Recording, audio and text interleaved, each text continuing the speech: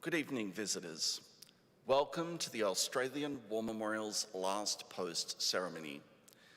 My name is Troy Clayton, and this evening we warmly welcome the family of Pilot Officer Maxwell Edwin Colebrook, whose story will be told shortly by Major Samuel O'Neill of the Australian Army, who is a member of Pilot Officer Colebrook's family.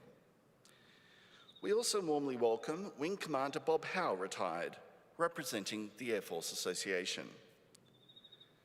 We welcome the veterans who have served, those that are still serving, and their families that love and support them. The live stream of this ceremony is made possible by the Returned and Services League of Australia and the RSL and Services Club Association. We welcome members who are watching the broadcast of this ceremony across Australia. During this evening's ceremony, wreaths will be laid at the base of the Pool of Reflection by family and visitors to the memorial. If you're able, please stand and join in singing the National Anthem.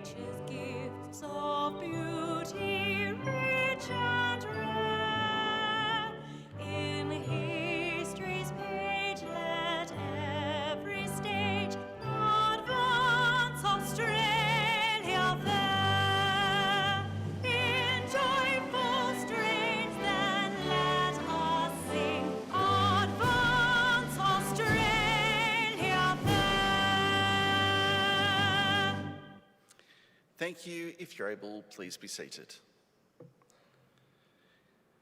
The Australian War Memorial was the vision of Charles Bean, Australia's First World War official historian. Bean landed with the Australian troops on Gallipoli and stayed with them at the front through to the end of the war. The idea of this national memorial and museum came to him at Pozières, France, in the depths of the bloody fighting of 1916. Bean's idea was that this would be a place where families and friends could mourn their loved ones buried in faraway places. It would also be a place that could help all Australians understand what these men and women had endured and what they had done for us. Bean's vision, to which we remain true, is best expressed as inscribed at the entrance to the memorial's galleries. Here is their spirit, in the heart of the land they loved, and here we guard the record which they themselves made. Tonight, we'll read the story behind just one of those on the Roll of Honour, which lists the names of more than 103,000 men and women who have given their lives for us in war and on operations for more than a century. But first we present a lament, Flowers of the Forest. Wreaths or floral tributes will now be laid at the base of the Pool of Reflection.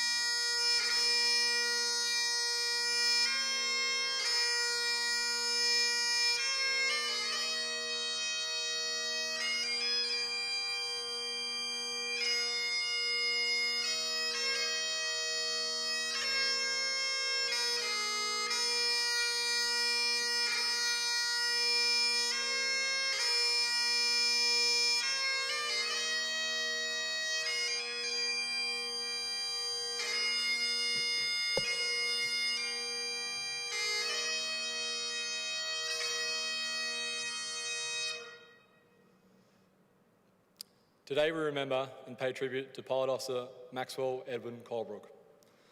Max Colebrook was born in West Perth on the 8th of May 1926, the third of three children and the second son born to Claude and Ivy Colebrook. Known as Bluey because of his red hair, he attended Kalamunda State School in Perth East. He left school in November 1941 after attaining his junior certificate. Outside of school, Colebrook had been a Boy Scout, enjoyed playing cricket and Australian rules football. He also spent many hours building model aeroplanes. All three Colebrook siblings served in the Royal Australian Air Force during the Second World War. Harvey enlisted in 1940 and would make the RAF his career, retiring as an Air Commodore. Their sister Muriel enlisted in March 1942, and Max, initially underage, joined No. 78 Squadron Air Training Corps in May 1942. During the war, Muriel met Neville O'Neill and they were married at St Mary's Church, West Perth in 1944. The bonds of friendship were so strong that Max accompanied them on their honeymoon. In May 1944, Max Colebrook joined the Royal Australian Air Force and was accepted for pilot training. By May 1945, he was considered suitable for training as a fighter pilot, but as the war in Europe had come to an end, Colebrook remustered as a transport driver until he was demobilised in March 1946. After returning to Civvy Street, Colebrook ran a successful suburban grocery store in Perth. He tried to be reconsidered for service, but as the RAF was downsizing, his request was declined. Undeterred, he joined the RAF Reserve in June 1948 and lobbied for a return to full-time service. His persistence paid off, and in February 1949, he joined the RAF as a trainee pilot. At the end of his course, he was awarded the Flying Prize for Most Outstanding Pilot, and in August 1950, Colebrook was posted to No. 3 Squadron, which was equipped with the P-51 Mustang fighter. While at the squadron, he was promoted to sergeant. In late February 1951, Colebrook was posted to No. 77 Squadron in Korea. He flew his first operation on the 2nd of March, days after arriving in country. In April, the squadron was withdrawn to Japan, where it was re-equipped with the Meteor fighter aircraft. The squadron spent several months learning to fly it before returning to Korea in July. At the end of his tour in early December, he was awarded the United States Distinguished Flying Medal. His citation stated that he completed a total of 23 missions on Mustang aircraft and 78 missions on Meteor aircraft. As a section leader, he has displayed skill and determination in combat with superior forces. He was also awarded the US Air Medal. Part of his citation reads, Sergeant Colebrook participated in 30 operational flights. In the course of his operations, dive bombing, rocketing and strafing runs were made from dangerously low altitudes, destroying and damaging enemy installations and equipment. Colebrook returned to Australia and spent Christmas 1951 at home with his parents in Perth. Before returning home, he had requested a second tour in Korea, which was granted. Now a flight sergeant, Colebrook returned to Korea and No. 77 Squadron in March 1952 and was soon on operations. On the 12th of April, he was appointed to a short service commission with the rank of pilot officer. The following day, Colebrook flew 2 operations. The first, paired with Sergeant Phil Zupp, targeted North Korean positions along a well-known supply route. 2 hours later, Colebrook took off again, this time as wingman to Flight Lieutenant Peter Middleton. They would patrol the main supply route from Panjong to Pyongyang and investigate a known heavy gun position in Masan-ni. There, Middleton flew a low pass over, but did not observe any ground fire. During Colebrook's attack run, he radioed Middleton, calling, "I'm hit." Middleton told him his aircraft was trailing fire from the ventral tank. Colebrook jettisoned the burning tank and called, "Okay, I've dropped it, I'm heading for home." It was his last transmission.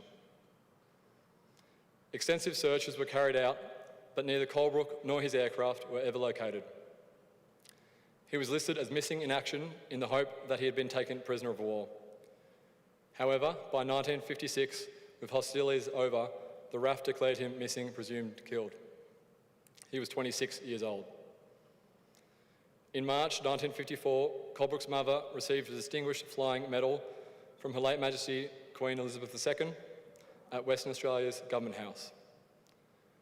Today, Colebrook is commemorated among the names of the missing at the United Nations Memorial Cemetery at Busan, Korea.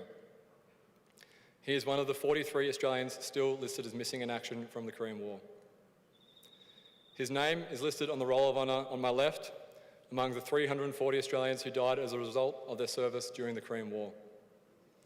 His photograph is displayed today by the Pool of Reflection. This is but one of many stories of service and sacrifice told here at the Australian War Memorial. We now remember Pilot Officer Maxwell Edwin Colebrook, who gave his life for us, for our freedoms, and the hope of a better world.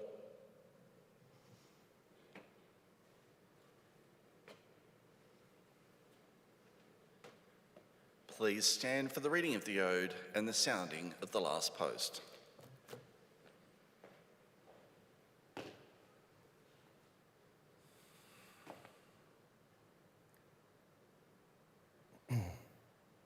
They shall not grow old, as we that are left grow old. Age shall not weary them, nor the years condemn. At the going down of the sun, and in the morning, we will remember them. We will remember them.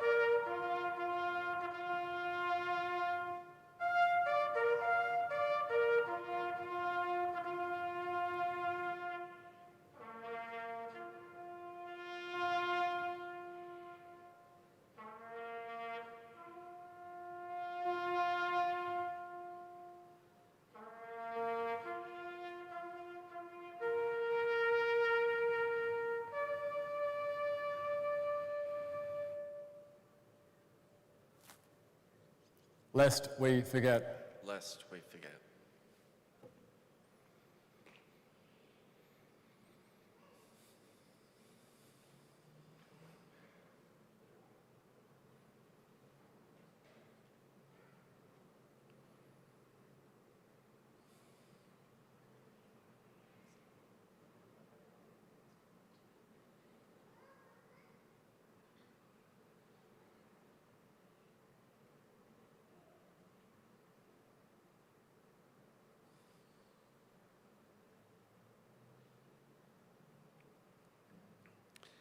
We leave you this evening with the words of the memorial's founder, Charles Bean.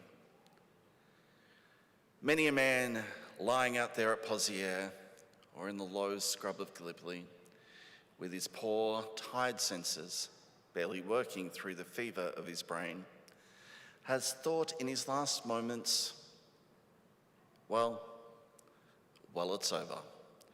But in Australia, they will be proud of this. Ladies and gentlemen, girls and boys, that concludes the last post ceremony. On behalf of the director, staff and volunteers, thank you for visiting the Australian War Memorial today and for your continued support during the memorial's development project. We wish you all a very pleasant evening. Thank you.